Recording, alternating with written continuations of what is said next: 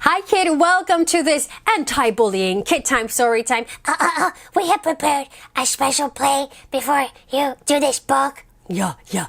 Great Bear and I have been working on it for a long time. Oh, is it about bullying? That's exactly what it's about. Okay.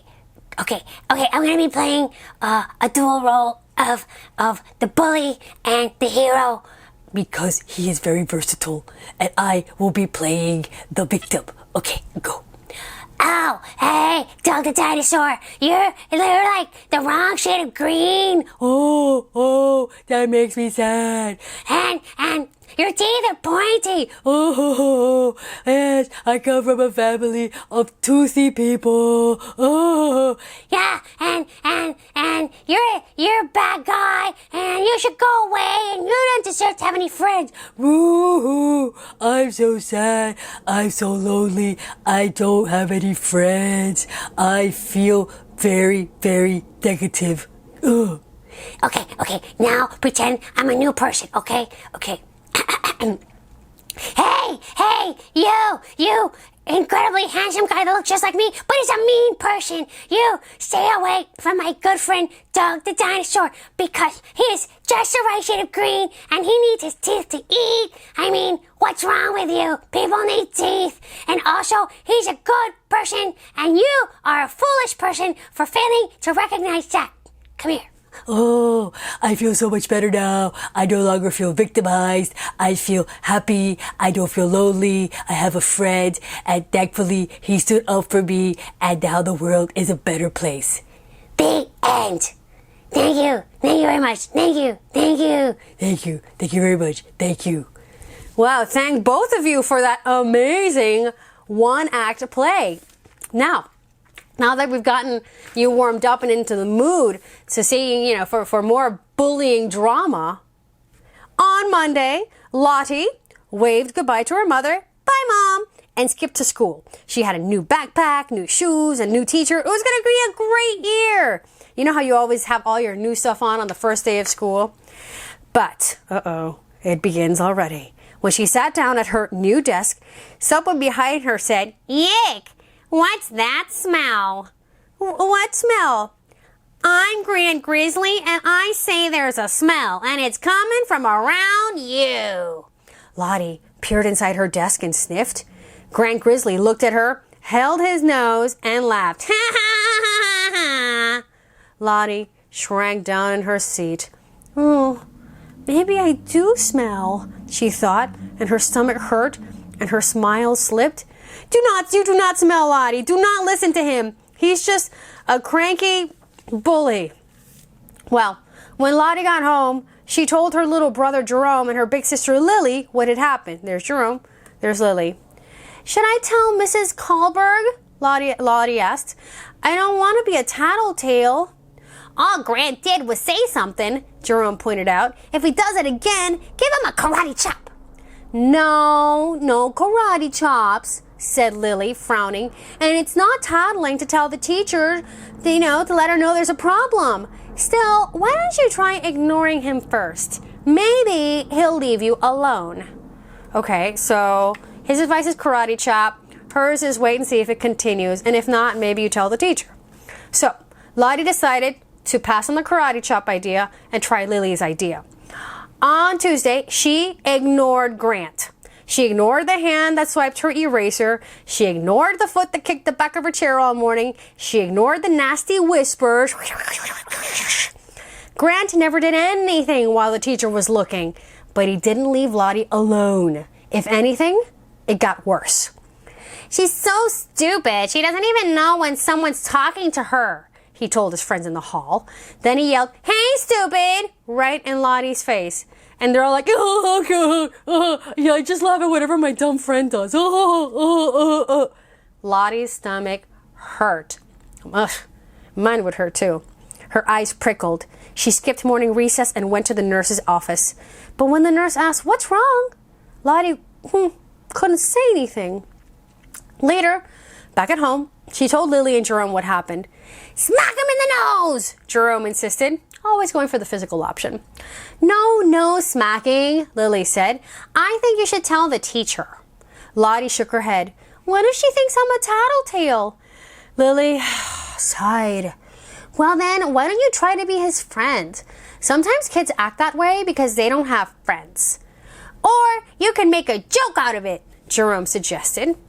So Lottie decided to give that a try. On Wednesday, while Mrs. Kahlberg was talking to a parent in the hall, Lottie smiled at Grant and she asked if he liked baseball. Oh, okay. She offered to lend him a pencil when he didn't have one. I'm allergic to ugly, Grant replied, and you're giving me a rash. Lottie tried to laugh. That's funny. I'd rather be funny than funny looking, stinko, Grant replied. Oof. Then he knocked all the books off her desk as he went past. The other kids in the room looked up at the noise and they saw Grant and looked quickly down again. Oh, they were all scared. Lottie's stomach hurt, eyes prickled, shoulders drooped. That night, Lottie just picked a dinner. What's wrong? Her father asked. You're awfully quiet, her mother said. Lottie tried to smile, but burst into tears. Lily and Jerome explained everything that had been happening. Why didn't you tell us before? Her mother asked. Why didn't you tell Mrs. Kahlberg? Tomorrow morning, I am calling your teacher, her father said. If Grant bothers you again, look him in the eye and tell him to stop. Keep telling him until he does, and make sure that Mrs. Kahlberg knows. Wow. Okay. Thursday morning, Mrs. Kahlberg called Lottie and Grant to her desk. Is there a problem? No problem here, Grant said, smiling. Lottie was afraid to say anything with Grant standing right there. The teacher waited and finally said, Everyone at our school is supposed to feel safe. If you don't feel safe, you need to tell an adult. That's not tattling. If you're making other people feel unsafe, then you are breaking a school rule. Understand? She looked at Grant and Lottie. I got it, Grant said and headed back to his desk. Lottie nodded silently. Mrs. Kahlberg leaned forward. I'll keep an eye out, she said. So will the other adults. Lottie nodded again, but she wasn't sure it was going to help because look at that smarmy face. I think he thinks he's going to get away with it, but you don't want him to, do you? At lunch, after checking to make sure no adults were watching, Grant swiped Lottie's dessert. You're so fat, you don't need cake, he said, stuffing it in his own mouth. Lottie's knees rattled and her throat was dry, but then she remembered her father's advice. She looked into Grant's face and said, I don't like what you're doing. Leave me alone. Grant laughed and grabbed her sandwich and grapes. How are you going to stop me? He asked and walked away. Lottie wasn't hungry anymore anyway. And look at that. Cowards! Nobody's saying anything. You gotta be brave like Green Bear, well, the second Green Bear in that skit, not the first one who was a bully, and stand up for your friends. When she told her family what Grant had done, naturally, they were upset. You are not fat, her mother said. You actually look sort of okay, Jerome added. I mean, for a girl. I'll leave your teacher a message again tonight, her father said, and I'll stop by and see her tomorrow after school. Did you tell her about this? Jerome rolled his eyes. What are teachers gonna do? He asked. They can't follow her around all day. Lottie thought about what Jerome had said. It was true that Grant usually left her alone when grown-ups were watching, but grown-ups weren't always around. Who was? Suddenly she smiled. Please don't call or go to school yet, she told her father. Give me a chance to try something first. What does she have up her sleeve? Friday morning, Lottie watched Grant push Lori down. She watched him swipe Barney's homework. She watched him cut in line and knock Ben's books out of his hands. She noticed Grant only acted that way when the grown-ups weren't looking. So after lunch, Lottie, found Lori, Barney, and Ben. I saw what Grant did I saw what Grant did The storyteller's tongue has gotten twisted. I saw what Grant did to you today, and I have an idea, she said. Let's form a club. She explained her plan. I like this. That afternoon, When Grant grabbed Lottie's crayons, Barney said, "Hey, what are you doing?" "Yeah," said Laurie, "those aren't yours." By now, everyone, including Mrs. Kahlberg, was watching. Why? Because they called it out loud. Grant turned red and handed the crayons back. At afternoon recess, when Grant grabbed Barney's soccer ball, Ben, Lottie, and Laurie were there. They didn't yell. They just asked loudly what he thought he was doing. The playground supervisor came over to see what they were talking about, and Grant gave the ball back. "What business is it of yours?" he asked the friends. "It's club business," they replied. On Monday morning, school began a little differently. Mrs. Kahlberg told the class they were skipping math that day. There have been some problems at school today. So today every class is talking about bullying, safety, and making everyone feel welcome. "How do you feel when someone is bullying you?" she asked. "Sad," said Laurie. "Scared," Lottie whispered. "Sick," Barney added. "Lonely, angry," other kids said. And Grant, was silent. "Could we come up with some rules so that people don't have to feel sad, scared, sick, lonely, or angry?" Mrs. Kahlberg asked. There was a pause. Then, hands flew up. "Hey, me. Mrs. Kahlberg wrote all the suggestions on the board, and Lottie then piped up and told everyone about the club. Let's see what was written on the board. Friends should be welcoming, share, be kind, and let others play. Bullies, we have to ignore them, walk away, tell them to stop, tell a grown-up. Fight back was put on the board, but that was crossed out because that's fighting violence with more violence, and that is not ideal. Over the next few days, other kids at school heard about the club. "Can we join too?" "Sure," Lottie and her friends replied. "Everyone's welcome."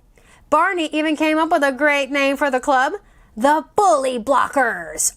"Almost everybody's a member now," Lottie reported. "It's nice keeping an eye out for other people." Things got a whole lot better after that. Kids spoke up whenever they saw something wrong and reached out to anyone who looked lonely. "Hey, do you want to play?" "Me? Sure." The adults were watching too, at lunchtime, at recess, in the halls. But basically, the adults can't always be watching, so you watch out for each other. After a while, that big old Grant didn't seem as big and scary. One morning, he even helped Lottie when her backpack spilled. "Here's your lunch," he said. Lottie smiled. "Thanks." A few days later, Lottie skipped to school. La, la, la, la, la, la. She had new friends, a new attitude, and a new club. It was going to be a great year. The Bully Blocker was a brilliant idea. She wasn't about to tell Jerome that he'd given it to her. So she wanted to keep the news to herself. And that was a brilliant solution I thought that the story presented on how to deal with bullies yourself. Yeah, I thought that was really good. Yeah, let's start a club. We can call it the... Oh, wait, that name's already taken. Yeah. We could start by, maybe our own chapter of the Bully Blockers Club. Yeah, that's good. Although, I really would love it if it included the name Green Bear somewhere in that. Yeah, that would be good. We're gonna have to think about that. Okay. Oh, like the Green Bear Bully Blocker Club? Okay. He likes it to be named after him. And it's okay, because he's my friend. Oh, and I hope that you are never playing the victim and you fight back, but not in a violent way, but in the way where you speak up and you speak up for other people and you don't feel sad or lonely, you feel strong. That's right, Doug the Dinosaur. Never play the part of the victim. That's right. Because that's no fun, really. The fun part is being the hero. That's true. The fun part is always being the hero. Always be brave and block the bullies in your life, kiddo. See you next time on Kid Time Story Time.